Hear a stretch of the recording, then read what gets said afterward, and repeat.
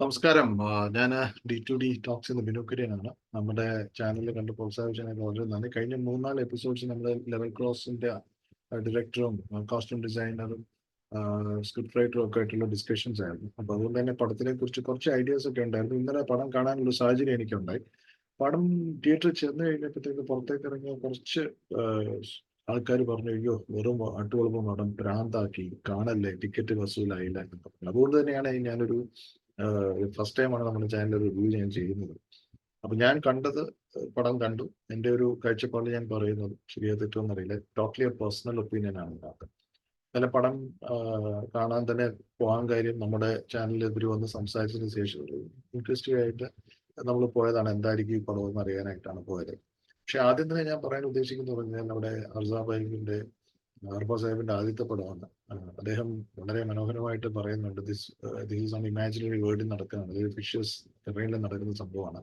അതുകൊണ്ട് തന്നെ കുറച്ച് ലോജിക്കായിട്ട് നിങ്ങൾ ചിന്തിക്കേണ്ട എന്നൊരു ഡിസ്ക്ലൈമർ പറയുന്നുണ്ട്. അപ്പൊ ആ മനസ്സോടെ പോയാൽ തന്നെ കഥ എൻജോയ് ചെയ്യാൻ പറ്റും എന്നാണ് എന്റെ അഭിപ്രായം. സിനിമ എൻജോയ് ചെയ്യാൻ പറ്റുന്ന എന്റെ അഭിപ്രായം. കാരണം വെച്ചാൽ നമ്മൾ കാണാത്ത ഒരു ടെറൈനാണ്. അതുപോലെ തന്നെ ഈ 3 ക്യാരക്ടേഴ്സ് എങ്ങനെ ഈ ടെറൈനിൽ എത്തിപ്പെടുന്നു, അവിടെ ഒരു ആൾവാസം ഇല്ലാത്ത സ്ഥലമാണ്. എന്തിനുകൊണ്ട് അവിടെ ഈ ട്രെയിൻ പോകുന്നതും വരുന്നതും വേറെ ആരെയും ഇവിടെ കാണുന്നില്ല. അപ്പം അങ്ങനെയൊക്കെ ചോദ്യങ്ങൾ ചോദിച്ചു കഴിഞ്ഞാൽ പടം എൻജോയ് ചെയ്യാനേ പറ്റില്ല. അതുപോലെ തന്നെ നിങ്ങൾ ഇതിൻ്റെ ഇടയ്ക്ക് തുളസിയുടെ കാര്യം പറയുന്നു, അല്ലെങ്കിൽ എന്താ പറയുക, ടെർമിനലിന്റെ കാര്യം പറയുന്നു, അങ്ങനെ കുറെ കാര്യങ്ങളൊക്കെ പറയും. അതൊക്കെ ആയിട്ട് നമ്മൾ ചിലപ്പം ചേർന്ന് പോകില്ല. അപ്പം കുറച്ചൊക്കെ നിങ്ങളത് ആ ലോജിക്കിന്റെ രീതിയിൽ ചിന്തിക്കാതെ ഒരു കഥ പറഞ്ഞ രീതിയിൽ ആ ഡയറക്ടർ ആ 3 ക്യാരക്ടേഴ്സിനെ വെച്ച്, 3 ക്യാരക്ടേഴ്സ് ഞാൻ പറയുന്നത് നമ്മൾ ആ പോലെ പറഞ്ഞ സർഫുദ്ദീൻ, ആസിഫ് അലി, ഈ 3 ക്യാരക്ടേഴ്സും പിന്നെ ഒരു ക്യാരക്ടറിനും ഡോങ്കി, ഈ 4 പേരെ വെച്ചിട്ടുള്ള ക്യാരക്ടേഴ്സ് വെച്ചിട്ട് ആ കഥ ഇവിടെ പറഞ്ഞേക്കുന്ന രീതിയാണ് നമുക്ക് അപ്രീഷിയേറ്റ് ചെയ്യേണ്ടത്. പ്രത്യേകിച്ച് അർഫ സാഹിബിനെ കുറിച്ച് പറയുകയാണെങ്കിൽ അദ്ദേഹം തിരഞ്ഞെടുക്കുന്ന ഈ കഥ കമേഴ്ഷ്യലി ഹിറ്റാൻ വളരെ ചാൻസ് കുറവുള്ള ഒരു സാധനം വെച്ചിട്ടാണ് അദ്ദേഹം ആദ്യത്തെ പടം എടുക്കുന്നത്.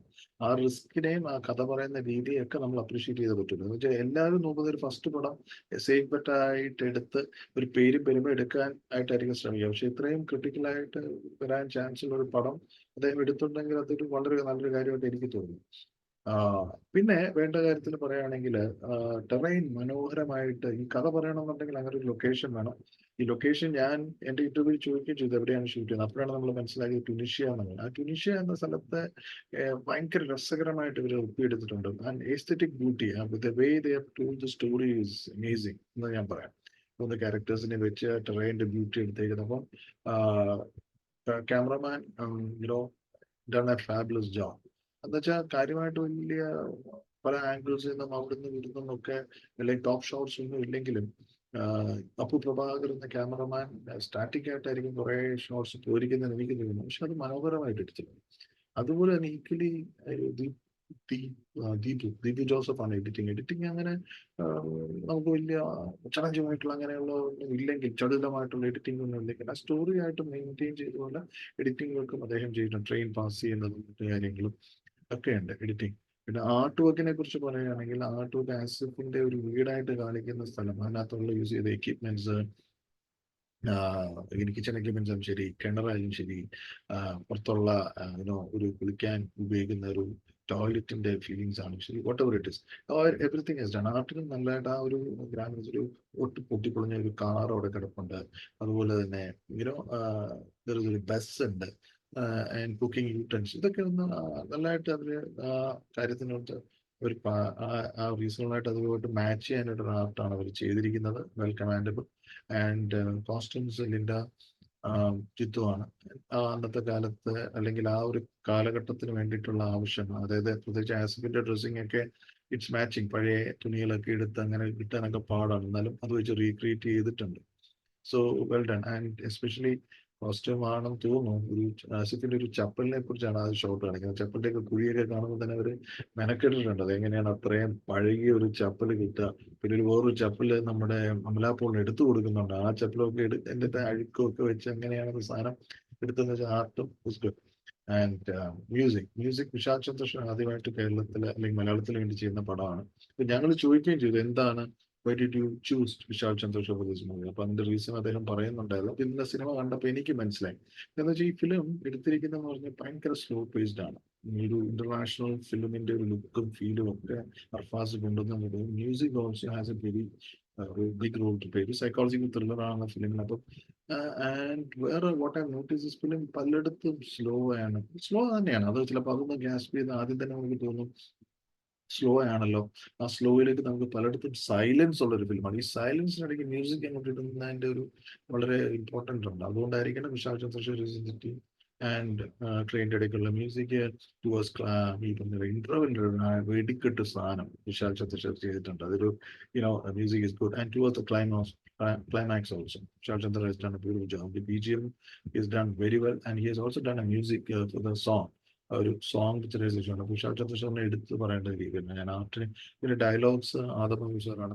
ഇതിന്റെ കട്ട പിടിച്ച് ലോങ് ഡയലോഗ്സ് ഒന്നുമില്ല, ചെറിയ ഡയലോഗ്സ് ആണ്. ചിലതൊക്കെ ഡയലോഗ്സ് നമുക്ക് ആസിഫിന്റെ ഡയലോഗ് ഡെലിവറിയിൽ ചിലപ്പോൾ നമുക്ക് തമാശയായിട്ട് തോന്നുമെങ്കിലും നല്ല രീതിയിൽ അത് തമാശയാണ്. ആ ആൾക്കാർ ഇച്ചിരി വളർത്തുന്നുണ്ട്. അപ്പം നിഷ്കളമായിട്ട് ചോദ്യങ്ങൾ ഡയലോഗ് ഇതിന്റെ എഴുത്തിലൂടെയും ഡെലിവറിയിലൂടെയും വി എൻജോയ്. ചില സമയത്ത് ചിലപ്പോൾ നമുക്ക് അസ്ഥാനമായിട്ട് തോന്നും ഈ കഥയിൽ നമുക്കൊരു അങ്ങോട്ടും ഇങ്ങോട്ടും കഥാപാത്രങ്ങൾ നീ പറയുന്നതാണോ ശരി, ഞാൻ പറയുന്നതാണോ ശരി, അല്ലെങ്കിൽ നിങ്ങൾ മൂന്നാമത്തെ ക്യാരക്ടേഴ്സും അവിടെ വരുമ്പോൾ നമുക്ക് ഡയലോഗ് ഡെലിവറി വളരെ മനോഹരമായിട്ട് ഡയലോഗ് പറഞ്ഞിട്ടുണ്ട്. പക്ഷേ കാണികൾക്കിടയിൽ കുറച്ച് ചിരി ഉണർത്തുന്നുണ്ട്. ഞങ്ങളെ വട്ടാക്കുവാണോ, അങ്ങനെ വട്ടാക്കുവാണെന്നുണ്ടെങ്കിൽ അതെനിക്ക് തോന്നുന്നു പേഴ്സണലി അത് ഡയറക്ടറിന്റെയും സ്ക്രിപ്റ്റ് റൈറ്ററിന്റെയും ഒക്കെ വിജയം തന്നെയാണ്. പക്ഷെ ആ ഒരു മൂഡോടെ ആ സിനിമ കണ്ടാൽ മാത്രമേ, കളിയാക്കുന്ന രീതിയിൽ ഹെയ്യട എന്ന് കണ്ടുകൊണ്ടിരുന്നാൽ അത് എൻജോയ് ചെയ്യാൻ പറ്റത്തില്ല. അതേസമയം ആ ഡയലോഗിലൂടെയും ആ ശ്രേഷ്ഠകളിലൂടെ ഒക്കെ പോവുകയാണെങ്കിൽ കഥ എൻജോയ് ചെയ്യാൻ പറ്റും എന്നാണ് എൻ്റെ feeling. Then coming back to the ആക്ടേഴ്സിൽ ആസിഫ് അലി നമ്മൾ ഇതുവരെ കാണാത്ത രീതിയിലൊരു ക്യാരക്ടറാണ്. പോസിറ്റീവ്ലി ഒക്കെ പുള്ളി മേക്കപ്പിലും കാര്യങ്ങളൊക്കെ ഒരുപാട് പണിയെടുത്തിട്ടാണ് വന്നിരിക്കുന്നത്.